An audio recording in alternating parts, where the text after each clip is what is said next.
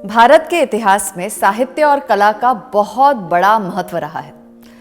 दुख की बात यह है कि धीरे धीरे इसका महत्व कम होता गया, मगर आज भी बंगाल के लोगों ने इसे संभाल कर रखा है। माना जाता है कि बंगाली परिवार के प्रत्येक सदस्य साहित्य या कला से जुड़े होते हैं, जैसे पेंटिंग, संगीत, लेखनी एक्सेट्रा।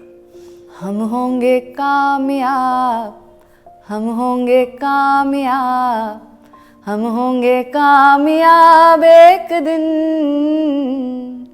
हो मन में है विश्वास, पूरा है विश्वास, हम होंगे कामयाब एक दिन। अब ये गीत भला किसने नहीं सुना होगा, आप बताएं।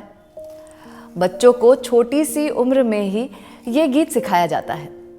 आज हम इसी गीत के लेखक की बात करने जा रहे हैं, जो खुद भी एक बंगाली ही थे और उन्होंने साहित्य में विश्व के सर्वश्रेष्ठ पुरस्कार नोबेल पुरस्कार को जीतकर दुनिया में भारत का लोहा मनवाया।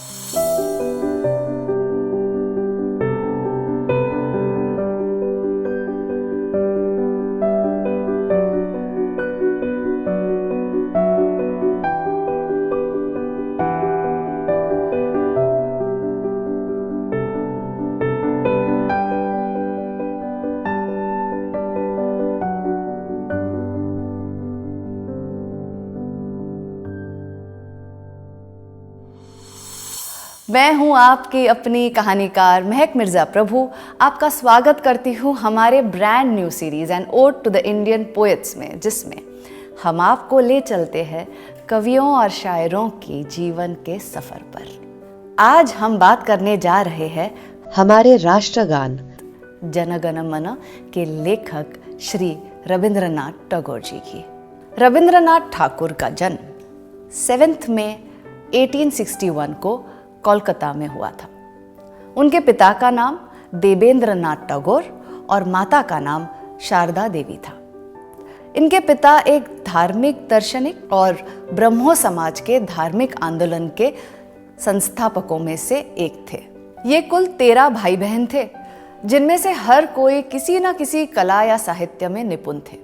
टैगोर ने अपनी प्राथमिक शिक्षा अपने घर पर ही ली थी। इनके पिता इन्हें बैरिस्टर बनाना चाहते थे, इसीलिए पढ़ाई के लिए इंग्लैंड भेज दिया, पर वहाँ इनकी रुचि साहित्य में और बढ़ गई। बिना पढ़ाई कंप्लीट किए वो वापस इंडिया लौट आए।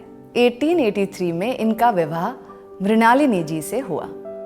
रविंद्रनाथ टैगोर कविताओं के अलावा संगीत, ड्रामा, शॉर्ट स्टोरी, निबंध और पेंटिंग में भी रुचि रखते थे। रविंद्रनाथ टैगोर भी गांधी जी की तरह शांति और प्रेम में विश्वास रखते थे, मगर उन्होंने उनके कुछ निर्णयों को सामने से नकार दिया था। इससे इनके अपने उसूल और आत्मसम्मान का पता चलता है और इसकी झलक इनके कविताओं में भी मिलती है। जैसे इनकी एक कविता है, नहीं मांगता प्रभु विपत्ति से, मुझे बचाओ त्राण करो, विपदा में निर्भीक रहूं मैं, इतना हे भगवान करो। नहीं मांगता दुख हटाओ, व्यथित हृदय का ताप मिटाओ, दुखों को मैं आप जीत लूं, ऐसी शक्ति प्रदान करो।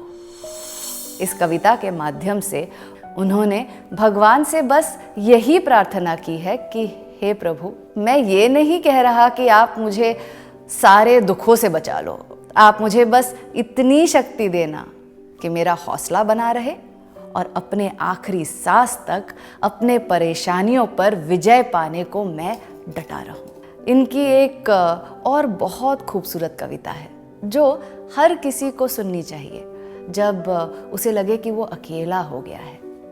ये कविता कुछ ऐसी है, अनसुनी करके तेरी बात, ना दे कोई जो तेरा साथ, तो तू ही कसकर अपनी कमर, अकेला बढ़ चला गे रे, ओ प्रतीक अभागे रे। देख कर तुझे मिलन की बेर, सभी ले अपने मुख फेर, ना दो बातें भी कोई करे, सभय हो तेरे आगे रे, अरे ओ प्रतीक अभागे रे। तो अकेला ही तू जी खोल, सुरीले मन मुरली के बोल, अकेला गा अकेला सुन, अरे ओ प्रतीक अभागे रे, अकेला ही चल आगे रे। जाए जो तुझे अकेला छोड़, ना देखे मुड़कर तेरी ओर। बोझ ले अपना जब बढ़ चले, गहन पथ में तू आगे रे, अरे ओ पतीख अभागे रे। इस कविता के माध्यम से टैगोर ये बताना चाहते हैं कि अगर कोई तुमसे बात नहीं कर रहा तो तुम खुद बात करो, साथ नहीं चल रहा तो तुम खुद के साथी बनो, खुद की मीठी बोली खुद को सुनाओ। अगर सब तुम्हें अकेला छोड़कर आगे बढ़ जाए तो तुम अपना बोझ खुद उठाकर अपने पथ पर अपनी मंजिल की तरफ बढ़ चलो, क्योंकि सिर्फ तुम खुद को मंजिल तक पहुंचा सकते हो। टैगोर हमेशा से एक्सपेरिमेंटल एजुकेशन को बढ़ावा देते थे कि अंग्रेजी पढ़ाई के तौर तरीकों को भारत में अपनाया जाना चाहिए। उन्होंने 1901 में एक एक्सपेरिमेंटल स्कूल खोली जो 1921 में विश्व भारती यूनिवर्सिटी में तब्दील हो गई। 1902 में उनकी पत्नी और 2 बच्चों का देहांत हो गया, जिनकी याद में उन्होंने कई कविताएं लिखी। उसमें से कुछ गीतांजलि में भी नजर आती है। एक बहुत सुंदर कविता है जो गीतांजलि में लिखी गई है, जिसका हिंदी अनुवाद मैं आप लोगों के सामने पेश करना चाहूंगी। असल में ये कविता नहीं, एक गीत है। टैगोर जिसमें लिखते हैं, आओ नव नव रूपों में तुम प्राणों में, आओ गंधों में वर्णों में गानों में, आओ अंगों में तुम पुलकित स्पर्शों में, आओ हर्षित सुधा सिक्त सुमनों में, आओ नव नव रूपों में तुम प्राणों में, आओ निर्मल उज्जवल कंत, आओ सुंदर स्निग्ध प्रशंत, आओ आओ है विचरित विधानों में, आओ सुख दुख में तुम आओ मर्मों में, आओ नित्य नित्य ही सारे कर्मों में, आओ आओ सर्व कर्म अवसानों में, आओ नव नव रूपों में तुम प्राणों में। इसे पढ़कर ऐसा लगता है कि मानो कोई तड़प रहा है। उनकी तकलीफ इसमें साफ झलकती है, जैसे वो अलग अलग तरह से अलग अलग रूप में अपने प्रिय को बुला रहे थे। उन्होंने समाज को इतना कुछ दिया। उन्होंने अपने नोबेल पुरस्कार की जो धनराशि थी वो भी स्कूल में लगा दी। फिर भी उनके मन में एक रंज, एक शिकायत रह गई कि वो उतना कुछ नहीं कर पाए जितना उन्हें करना चाहिए था या जितना उन्होंने सोच रखा था। उन्होंने इस बात को भी गीतांजलि के पद में लिखा है कि यहाँ गीत जो मैं गाने को है आया, नहीं गीत वो मैं हूँ गा पाया।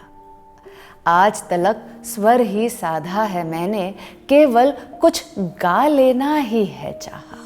अर्थात वो कहते हैं कि मेरी बस कोशिश रही कि कुछ तो कर गुजरूं समाज के लिए, मगर जितना चाहा उतना कर नहीं पाया।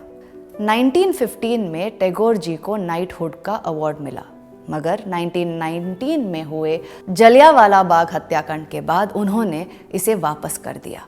7 अगस्त 1941 को एक महान व्यक्ति और भारत के गौरव रविंद्रनाथ टैगोर ने दुनिया को अलविदा दिया। उनका गुजर जाना सिर्फ उनके परिवार, समाज या भारत का लॉस नहीं था, ये विश्व के साहित्य जगत का बहुत बड़ा नुकसान था। खैर, जिंदगी और मौत तो एक सच्चाई है जिसे दूर नहीं जाया जा सकता, छुटकारा नहीं पाया जा सकता। तो उम्मीद करते हैं आपको ये वीडियो पसंद आई होगी, और अगर आप चाहते हैं कि हम टैगोर जी की लिखी बंगाली कविताओं पर एक वीडियो खास अलग से बनाए, उनके लिखे गीतांजलि को लेकर आए, तो आप नीचे कमेंट बॉक्स में ज़रूर बताइए। अगर आपको ये वीडियो पसंद आई है तो लाइक, शेयर, सब्सक्राइब ज़रूर करें, और अगर आप कुछ एडवाइस देना चाहते हो तो हमें कमेंट बॉक्स में ज़रूर बताएं। मिलते हैं बहुत जल्दी यहीं एक नए कवि और उनके कविताओं के साथ। तब तक के लिए बने रहिए हमारे साथ। धन्यवाद। जल्दी से प्ले स्टोर पर जाकर माइंड वॉर्स का नया ऐप डाउनलोड कीजिए। खेलिए बहुत सारे quizzes which bridge the gap between studies and your buddies, और पाओ गेम्स खेलते खेलते स्टडी करने का मजा। So what are you waiting for? Download the app now.